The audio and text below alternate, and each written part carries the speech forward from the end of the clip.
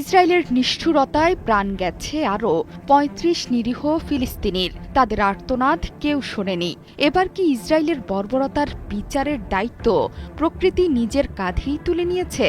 Benjamin নেতানিয়াহুর বর্বরতায় ফিলিস্তিনিরা যখন প্রাণ বাঁচাতে চারদিকে ছুটোছুটি করছে, তখন একই দৃশ্যের অবতারণা ঘটেছে ইসরায়েলে।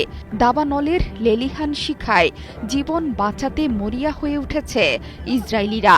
সড়কের একপাশে দাউ দাউ করে জ্বলছে দাবানল, অন্যদিকে দাবানল থেকে বাঁচতে ছুটছে গাড়ি। যান চলাচলের ব্যস্ততাকে ছাপিয়ে গেছে ইসরায়েলিদের আর্তনাদ। বর্তমানে দাবানলের লেলিহান শিখায় দিশাহারা অবস্থা ইসরায়েলি নাগরিকদের।